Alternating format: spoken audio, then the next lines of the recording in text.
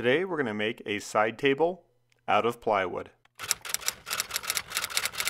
So this project is part of a challenge hosted by the Modern Maker podcast and sponsored by Rockler. Me and my co-hosts Mike and Chris decided to start a challenge to see what you can make out of just a single sheet of plywood. We've done challenges in the past and they end up being pretty fun, so if you want to participate, click on the link in the description box below to find out more. My older brother Nate is in town from Argentina and we decided to give it a try using a 3/4 inch thick sheet. We started by using a circular saw to rip 8-foot long strips of the plywood.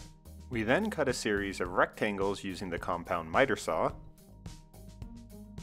before using a jigsaw to cut out a nice oval. Now as you can see, we're being careful to create just a single entry point for cutting out the shape. This is because we have a plan for using all the scrap pieces, and you'll see that later in this video. We used a scrap piece from the first oval to overlay onto the next rectangle, and then used our washer trick to trace another oval that's just a little bit smaller than the first one. We now have a nice process for making consistently smaller ovals out of the plywood.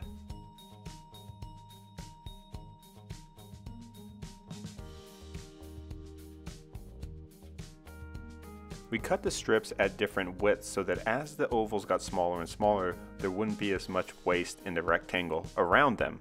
Now there's limits to how tight of a radius you can cut with a jigsaw, and so as the shapes got smaller, the geometry adjusted just a little bit. We glued and screwed the layers together one at a time. Now these little clamps came in handy for keeping the layers flat while we put in the screws. And so we went layer by layer until we had a nice hourglass shaped side table. While we were waiting for the glue to dry, we used some minwax polyacrylic to coat the inside surfaces of the scrap pieces. We then screwed these scrap pieces down to a piece of melamine. We used silicone caulk to seal in between the plywood and the melamine, but this is the only layer that we're going to do this with.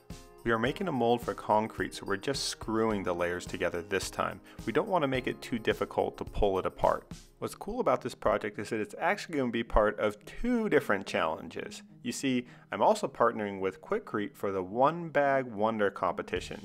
This is actually the 3rd time we've hosted this competition, and it's a great challenge that sees what you can make out of a single bag of a Quikrete product. We're going to use Quikrete 5000, which is my go-to concrete mix for DIY projects. You can get it pretty much at every big box home improvement center. Now you may have noticed that we got the mold wet before filling it with the concrete, and that's just so that the plywood doesn't absorb moisture out of the wet concrete. We also made sure to vibrate the mold and shake it and really push all the concrete down as we filled it. Now you don't want to try to fill the whole thing up and then do this, because then it's harder to get the bottom layers of concrete nice and level with no gaps. Once we had thoroughly shook and vibrated it, we used a stick to screed the top nice and even, and then inserted a single piece of rebar for reinforcement. While we were waiting for the concrete to cure, we began the process of smoothing down all the edges of the plywood table. Now for previous power carving projects involving plywood, I just used flap discs on the angle grinder. Flap discs work great, but you end up going through a lot of them and they're about $7 each. We got this sort of spiny sea urchin looking power carving device off of Amazon. I'll put a link to it in the description box below, and it worked great, and one of these discs was able to do all the bulk removal for this entire project. Here's what it looks like in real time. The other nice thing about these discs is that we didn't get any chip out in the plywood from them. Once we got the layers relatively smooth, we switched to an orbital sander with 100 grit pads before finishing with 220 grit pads. We finished the piece with 2 coats of minwax polyacrylic. I really like how this side table came out, and you could also use it as a stool if you wanted to. I'm pairing this one with this acrylic chair that I bought to make a reading nook in my room. But now back to the concrete table.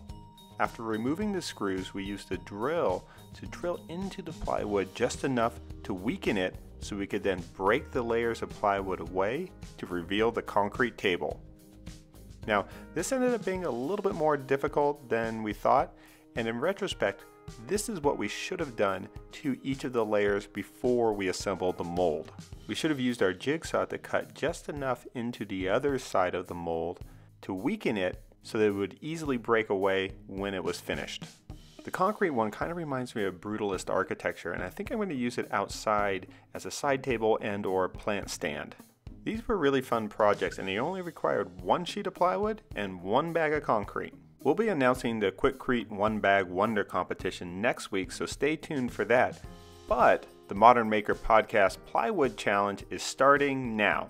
Thanks for watching these plywood projects. These are actually part of a challenge that my friend Mike here will tell you a little bit more about. Yeah, so this is all a part of the Rockler Single Sheet Plywood Challenge, and it's put on by the Modern Maker Podcast. We are 2/3 of that podcast. Yeah. I don't know, maybe like 3/4? The most important 2/3. Exactly. Chris isn't here, but he's a good guy, and we'll Photoshop his face next to Ben.